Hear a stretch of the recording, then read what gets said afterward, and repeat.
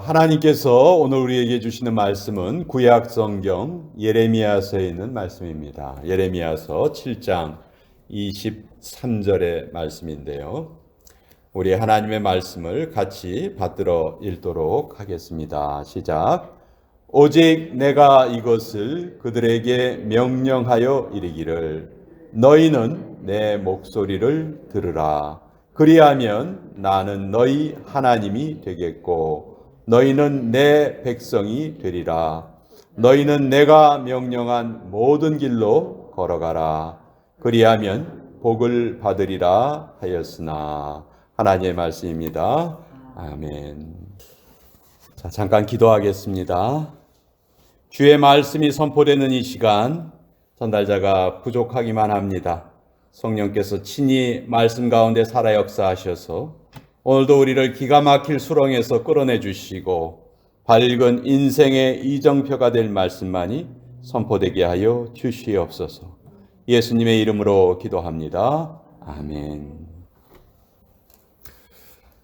자, 이 세상의 모든 교회는 예배하는 공동체입니다.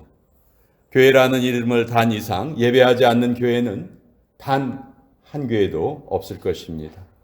그런데 누가 우리에게 이렇게 물어볼 수 있습니다. 지난주일 당신은 예배에 참여하셨습니까? 이 질문에 대한 대답은 아주 쉽습니다. 네, 아니요. 이렇게 대답할 수 있죠. 그렇지만 그 예배 가운데 당신은 진정으로 하나님을 예배하셨습니까? 이 질문에는 우리가 대답하기가 쉽지 않을 것입니다. 우리가 예배 드릴 때 우리는 예배에서 가장 중요한 것을 놓치기가 쉽습니다. 예배는 한마디로 하나님과 하나님의 백성이 만나는 것입니다. 그리고 이때 하나님은 우리에게 말씀하십니다. 너희는 내 목소리를 들으라 말씀하시고, 그리고 하나님의 백성들은 이에 대해서 응답합니다. 마음에 결단하고 우리의 삶에 실천합니다. 이렇게 예배는 우리끼리 잠깐 만났다가 헤어지는 것이 아니고 하나님을 만나고 하나님을 경험하는 것, 이것이 바로 우리가 드리는 예배입니다. 그래서 우리 인생의 이 예배 시간이 얼마나 위대하고 얼마나 소중한 시간인지 모릅니다. 그런데 우리가 예배를 드리면서 이 소중한 사실을 잊을 때가 너무 많은 것입니다. 엉뚱한 것에 우리가 신경을 쓸 때가 너무 많은 거예요.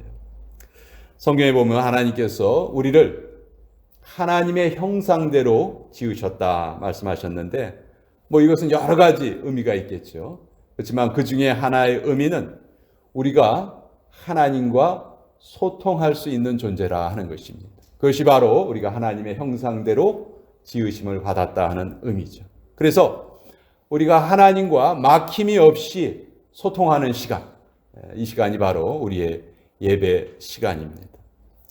자, 어제 우리는 이곳에 모여서 성탄 예배를 드렸는데요. 하나님께서 예수님을 이 땅에 보내주신 것을 기뻐하면서 예배 드렸습니다. 그런데 하나님께서 왜 예수님을 이 땅에 보내셨을까요? 하나님께서 예수님을 통해서 이루고자 하신 것이 무엇일까요? 물론 우리를 구원하시기 위해서 예수님을 보내셨어요. 그런데 왜 우리가 구원을 얻도록 하셨을까? 왜 우리가 구원을 얻었습니까? 그것은 바로 우리가 하나님께 예배하는 존재가 되게 하시려고 우리에게 구원을 베푸신 것입니다.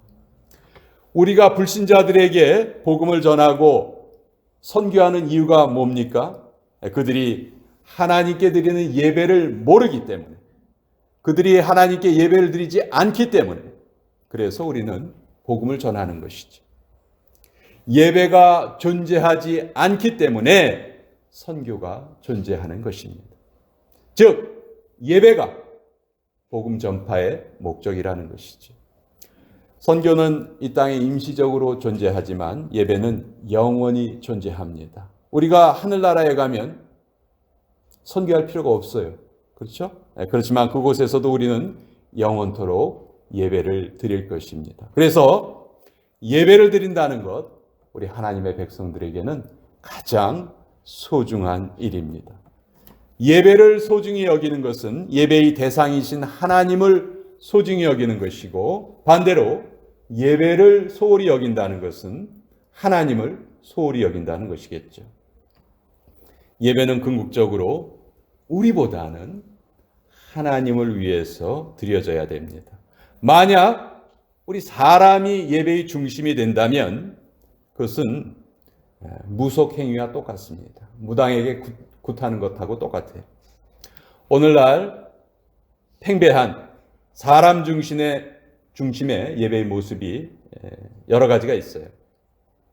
재물의 복을 구하기 위해서 드리는 예배, 정서의 불안을 해소하기 위해서 드리는 예배, 사교를 위한 예배, 그저 음악과 분위기가 좋아서 드리는 예배, 이런 예배는 전부 다 사람이 중심이 되어 있는 예배예요. 또 우리가 흔히 잘못 생각하기 쉬운 것이 예배하고 예식을 혼동하는 거예요. 예배와 예식은 분명히 다릅니다. 예식이라는 것은 예의를 갖추어서 식을 진행하는 거예요. 그렇지만 예배는 우리 자신이 이 시간 하나님 앞에 제물이 되는 겁니다. 그래서 하나님을 높이고 하나님께 경배를 드리는 것이죠. 지금은 한국에 국군의 날이라는 그 행사가 없어진 것 같아요. 그런데 제가 학생 시절만 해도 매년 10월 1일이 되면 국군의 날 행사를 아주 크게 했어요. 여의도 광장에 군인들이 모여서 했죠. 그 행사를 준비하기 위해서 군인들은 정말 엄청난 연습을 했고요. 또 단 하나의 실수도 발생하지 않도록 아주 철저하게 준비를 합니다. 그렇지만 실제 그 국군의 날 행사 예식이 진행되는 동안 거기에 참여한 군인들이 무슨 생각을 하는지 그건 사실 아무도 관심이 없어요. 그건 중요하지 않아요. 애인 생각을 하든 자기 장래에 대해서 생각을 하든 아무 상관이 없어요. 단지 그 행사를 실수 없이 끝내기만 하면 예식에는 아무 문제가 없는 거죠. 그렇지만 예배는 다릅니다. 예배는 우리가 지금 이 자리에 와 있다는 이 외적인 이 형식보다 더 중요한 것이 우리가 지금 우리의 마음이 주님께 향해져 있는가, 주님께 모아져 있는가, 그것이 훨씬 더 중요한 것이죠. 여러분들 교회에 오실 때 나는 거룩하신 하나님께 지금 예배를 드리러 간다, 그 생각을 하고 오십니까? 한 주간 동안 내가 저지른 그런 잘못에 대해서 진지한 그 참회의 마음을 가지고 이 자리에 예배에 참여하십니까? 우리는 이 예배를 드리기에 앞서 내가 과연 예배에 합당한 자세를 가지고 있는지 그것을 먼저 살펴봐야 합니다. 기독교가 전래되던 초기에 로마의 박해를 받던 성도들은 예배를 드리기 위해서 그들의 목숨을 걸었습니다. 그들은 예배를 드리는 것이 발각당하면 죽을 수밖에 없다는 것을 잘 알면서도 함께 모이는 것을 주저하지 않았습니다. 라틴어로 가운데라는 말이 카타예요. 카타. 그리고 무덤이라는 말이 콤바입니다. 여기에서 유래된 말이 있죠. 카타콤. 로마시 주변에 있던, 변두리에 있던 지하 무덤을 가리키는 말이에요. 이것이 카타콤이에요. 기독교인들이 이 무덤을 만든 건 아니에요. 단지 그 예배 드리는 것이 들킬까봐 또 핍박받는 것을 피해서 이곳에 모여서 예배를 드린 것이죠. 혹시 그곳이 발각이 될까봐 당시 성도들은 물고기 모양을 암호로 사용하기도 했습니다. 지금은 물고기 모양을 차 뒤에 붙이고 다니면서 나는 크리스찬입니다, 이것을 나타내긴 하지만 2000년 전에 초대교인들에게 그 물고기 모양은 정말 자기의 생사를 결정지을 수 있는 아주 중요한 표식이었던 거죠. 이렇게 목숨을 걸고 예배를 드리는 가운데, 그 가운데 정말 하나님의 은혜가 크게 임하셨던 것이고, 또 교회는 그 덕분으로 오늘날까지 우리가 이렇게 함께 모여서 예배를 드릴 수 있는 것입니다. 그래서 우리는 이 함께 모여서 드리는 이 예배의 중요성을 우리는 잘 알아야 됩니다. 예배당에 모일 수 있다면 모여서 이렇게 같이 예배하는 것 하나님께서 너무너무 기뻐하시는 겁니다. 우리 하나님의 백성은 이 세상에서 영적으로는 다 나그네죠. 그렇죠.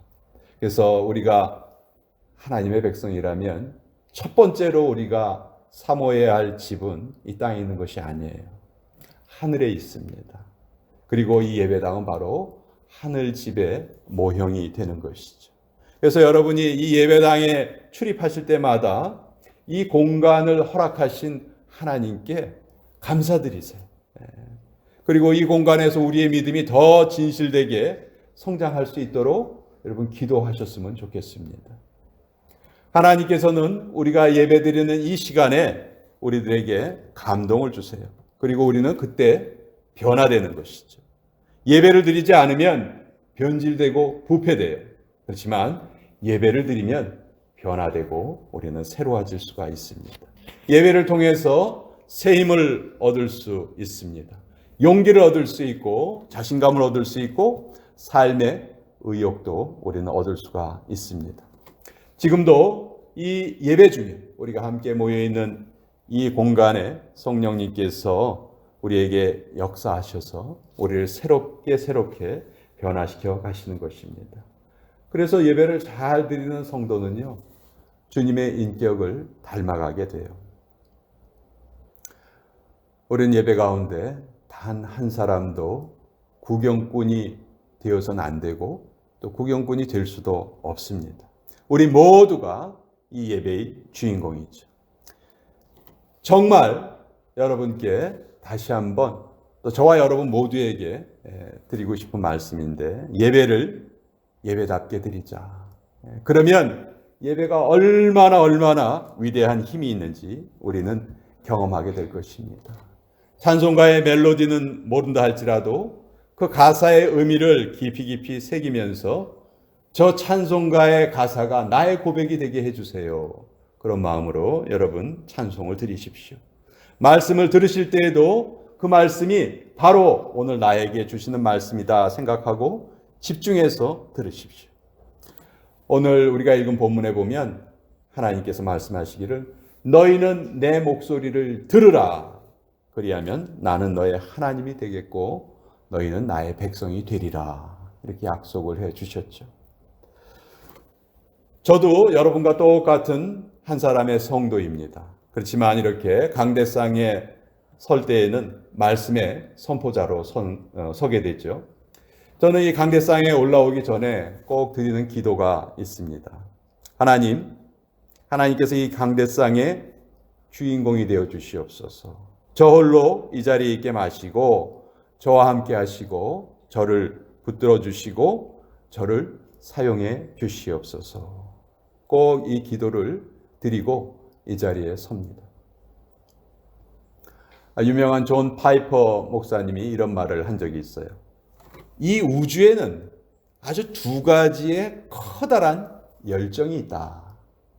하나는 하나님께서 영광을 받으시고자 하는 열정이고, 또 하나는 인간이 만족하고자 하는 열정이다. 하나님의 열정, 인간의 열정. 하나님은 영광을 받으시기를 원하시는 열정을 가지고 계시고 인간은 만족하기를 원하는 열정이 있다는 거예요. 그런데 놀랍게도 이 두 가지가 서로 상충되는 게, 상반되는 게 아니라는 거예요. 예배를 통해서 이것이 이루어진다는 거예요. 내가 하나님 한 분만으로 만족할 때 하나님께서 바로 그런 나를 통해서 영광을 받으신다는 것이죠.